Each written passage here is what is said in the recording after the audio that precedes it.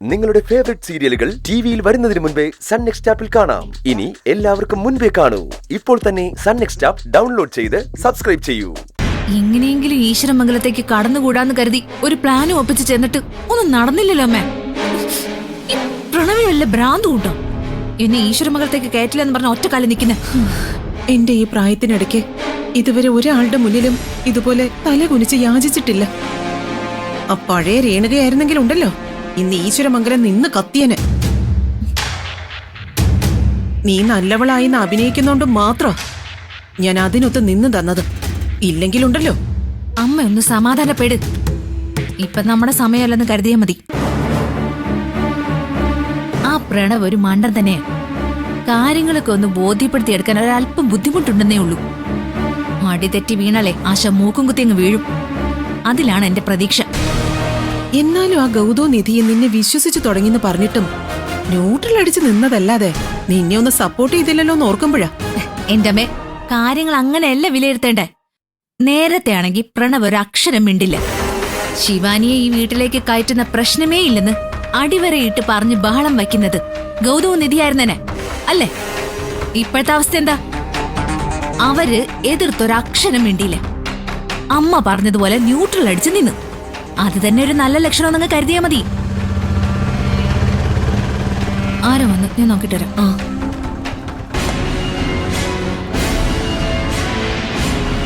എത്രയും 150. 150 എന്നല്ലേ പറഞ്ഞു? അതെ. അമ്മേ, ആരാ? നിധിയാ വന്നേക്കണേ. അവളെന്തിനാ ഇപ്പൊ ഇങ്ങോട്ട് വരുന്നേ? വരട്ടേനെ, ഈ വരവ് നമുക്ക് പ്രയോജനപ്പെടുത്തണം. എങ്ങനെ? ഞാനൊരു ഉഗ്ര അഭിനയം കാഴ്ചവെക്കാൻ പോവാ. കട്ടക്ക് എന്റെ കൂടെ ഒന്ന് കളിച്ചോണം. ഞാൻ എന്താ ചെയ്യണ്ടേ? അതൊന്നും വിശദീകരിക്കാൻ സമയമില്ല. ഇനി തുടങ്ങിയോ? ഞാൻ ഇത്രയും പാപം ചെയ്തൊരു പെണ്ണാണോ അമ്മ? പ്രായശ്ചിത്തം ചെയ്ത പോലും എനിക്കിതൊന്നും മോക്ഷം തരില്ലെന്ന് പറഞ്ഞ പോട്ടെ മോളെ. ശരിയാ, കൊറേ തെറ്റുകളൊക്കെ ഞാൻ ചെയ്തിട്ടുണ്ട്. ഒക്കെ ഞാൻ ഏറ്റു പറഞ്ഞില്ലേ, മാപ്പ് ചോദിച്ചില്ലേ, കാല് പിടിച്ചതല്ലേ ഞാൻ. ഇതിൽ കൂടെ ഞാൻ എന്താ ചെയ്യണ്ടേ? ഒരു പട്ടിയെ പോലെയല്ലേ എന്നെ ഈശ്വരമംഗലത്ത് നിറക്കി വിട്ടത്. നീ കരയാതിരിക്കും മോളെ. നിന്റെ വിധി ഇതാണെങ്കിൽ അത് അനുഭവിച്ച് തീർത്തല്ലേ പറ്റൂ. ഇതാണ് എന്റെ വിധിയെങ്കിൽ ആ വിധിയും ചുമന്ന് ജീവിക്കാൻ എനിക്ക് താല്പര്യമില്ല. ചത്തളയും ഞാൻ, അത് ഉറപ്പാ. മോളെ ശിവാനി, അയ്യോ നിധി, കണ്ടില്ലേ മോളെ? ഈശ്വരമംഗലത്ത് നിന്ന് തിരിച്ചു വന്നപ്പോ തുടങ്ങിയ കരച്ചില ഇതുവരെ നിർത്തിയിട്ടില്ല. എങ്ങനെ സഹിക്കാൻ പറ്റും? അമ്മാതിരി അപമാനിച്ചല്ലേ അവിടുന്ന് ഇറക്കി വിട്ടത്. വന്ന ഉടനെ കയറും എടുത്തോണ്ട് കെട്ടി തൂങ്ങി ചാവാൻ പോയി. അവിടുന്ന് പിടിച്ചോണ്ടിരുത്തിയതാ ഞാൻ. എന്തിനാ ശിവാനി അങ്ങനൊക്കെ ചെയ്യുന്നത്? ജീവിതം അങ്ങ് അവസാനിച്ചു എന്ന് ചിന്തിക്കാതിരിക്കാൻ. പിന്നെ ഞാൻ എന്ത് ചെയ്യണം നിധി? എനിക്കിന്നെ ജീവിക്കണമെന്നില്ല, സത്യം ഞാൻ പറഞ്ഞത്. നോക്ക് ശിവാനി, നീ എത്രയൊക്കെ മാറിയെന്ന് പറഞ്ഞാലും എല്ലാവരും ഒരുപോലെ പെട്ടെന്ന് നിന്നെ അംഗീകരിച്ചു എന്ന് വരില്ല. അതിനൊക്കെ അതിൻ്റെതായ സമയമെടുക്കും. പ്രണവിനോട് നീ കാണിച്ചതൊക്കെ ഒറ്റയടിക്കങ്ങ് മറന്നു കളയാൻ അവന് പറ്റുമെന്ന് നിനക്ക് തോന്നുന്നുണ്ടോ? നീ തന്നെ ഒന്ന് ആലോചിച്ച് നോക്കിയേ. ഞങ്ങളോട് പോലും പറയാതെ ഈശ്വരമംഗലത്തേക്ക് നീ ഇപ്പൊ വന്നു കയറിയതാ നീ ചെയ്ത തെറ്റ്. നീ ഇപ്പൊ അവിടേക്ക് വരാൻ പാടില്ലായിരുന്നു. പ്രണവ് എനിക്ക് എത്രത്തോളം പ്രിയപ്പെട്ടവനാണെന്ന് ഇപ്പോഴാണ് നിധി എനിക്ക് ബോധ്യമായത്. എനിക്ക് പ്രണവിന്റെ നല്ല ഭാര്യയായിട്ട് ജീവിക്കാൻ തോന്നി. ഞാൻ ചെന്ന് കാല് പിടിച്ച പ്രണവ് അംഗീകരിക്കുമെന്ന് തോന്നി. അതുകൊണ്ടാണ് ഞാൻ അങ്ങോട്ടേക്ക് ഓടി വന്നത്. പക്ഷെ എന്റെ പ്രതീക്ഷകളൊക്കെ തെറ്റിപ്പോയി. ഇനിയൊന്നും പ്രതീക്ഷിക്കാൻ എനിക്കില്ല. ചത്ത് കളയുന്ന തന്നെയാ നല്ലത്. 24 മണിക്കൂർ നീ ഇത് തന്നെ പറഞ്ഞോണ്ടിരിക്കല്ലേ ശിവാനി? നിനക്കൊരു നല്ല കാലം വരും, ആ ഉറപ്പ് എനിക്കുണ്ട്. തൽക്കാലത്തേക്ക് നീ ഒന്ന് സമാധാനപ്പെട്. എല്ലാത്തിനും ഒരു പരിഹാരം ഉണ്ടാവുന്നേ. എങ്ങനെ പരിഹാരം ഉണ്ടാവുന്ന നിധി പറയുന്ന? പ്രണവ് ഒരിക്കലും എന്നെ അംഗീകരിക്കില്ല. ഞാൻ പറഞ്ഞില്ലേ ശിവാനി, പ്രണവിന്റെയോ പാർവതി അമ്മയുടെയോ മനസ്സ് അത്ര പെട്ടെന്നൊന്നും മാറില്ല. എങ്ങനെയെങ്കിലും പതുക്കെ പതുക്കെ ഞാൻ അവരെ മാറ്റിയെടുത്തോളാം. അത് നടക്കുമെന്ന് എനിക്ക് തോന്നുന്നുണ്ടോ? നടക്കും, ഞാൻ നടത്തിയെടുക്കും. നിന്നെ ഈശ്വരമംഗലത്തേക്ക് തിരികെ കൊണ്ടുവരിക എന്നത് എന്റെ ആവശ്യമാണ്. അതിനുവേണ്ടി ചില തന്ത്രങ്ങളൊക്കെ ഞാനും മെനയുന്നുണ്ട്. എനിക്കൊന്നും അങ്ങോട്ട് വിശ്വസിക്കാൻ പറ്റുന്നില്ല. നീ എന്നെ വിശ്വസിക്കും. ഇത് ഞാൻ നിനക്ക് തരുന്ന വാക്കാണ്. ആവശ്യമില്ലാതെ ഒന്നും ചിന്തിക്കണ്ട. നീ പ്രണവിന്റെ ഭാര്യയായി ഈശ്വരമംഗലത്തിന്റെ മരുമകളായി അവിടേക്ക് തിരികെ വന്നിരിക്കും, ഉറപ്പ്.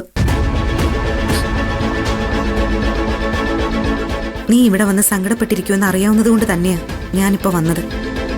നീ വിഷമിക്കാതിരിക്കും. താങ്ക്സ് നിധി. നിന്നെ ഞാൻ ഒരുപാട് ദ്രോഹിച്ചിട്ടുണ്ട്. നീ മാത്രമേ ഇപ്പൊ എനിക്ക് സഹായത്തിനുള്ളത്. അതൊന്നും കാര്യമാക്കണ്ട നീ. ദേ, ബുദ്ധിമോശം ഒന്നും കാണിക്കാതിരുന്നാ മാത്രം മതി. പറഞ്ഞത് കേട്ടല്ലോ മോളെ. നിധി പറയുന്നതനുസരിച്ച് ജീവിക്കാൻ നോക്ക്. ബാക്കിയൊക്കെ ഞാൻ നോക്കിക്കോളാം. നിധി, നിനക്ക് കഴിക്കാൻ എന്തെങ്കിലും എടുക്കട്ടെ? ഏയ്, അതൊന്നും വേണ്ട. അമ്മാവനെയും കൊണ്ട് ആശുപത്രി പോയിട്ട് അവരിതുവരെ വന്നില്ല അല്ലേ? ഞാനും കൂടി ചെല്ലാന്ന് പറഞ്ഞതാ മോളെ. ചന്ദ്രിക പറഞ്ഞു ശിവാനിയെ തനിച്ചാക്കി എങ്ങോട്ടും പോവണ്ടെന്ന്. അതുകൊണ്ടാ ഞാനിവിടെ നിന്നത്. അത് സാരമില്ല. എന്നാ ഞാൻ അങ്ങോട്ട് ചെല്ലട്ടെ.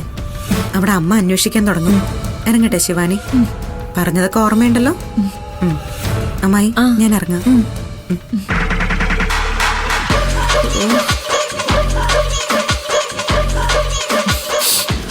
അതെ, മതി മതി, ബാബാവിനെയൊക്കെ നിർത്ത്.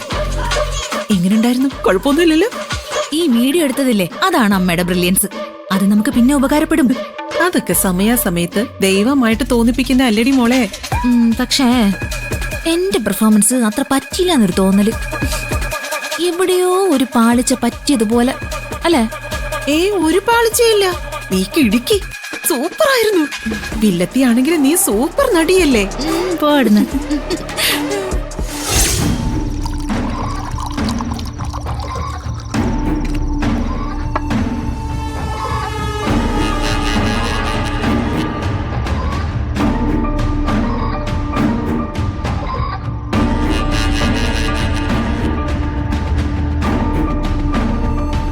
CKCക്ക് ഇങ്ങനെ ഒരു പൂർവ്വചരിത്രം ഉണ്ടെന്നുള്ള കാര്യം സത്യത്തിൽ നമ്മുടെ ക്ലോസ് ഫ്രണ്ട് സർക്കിളിൽ പോലും ആർക്കും അറിയില്ല.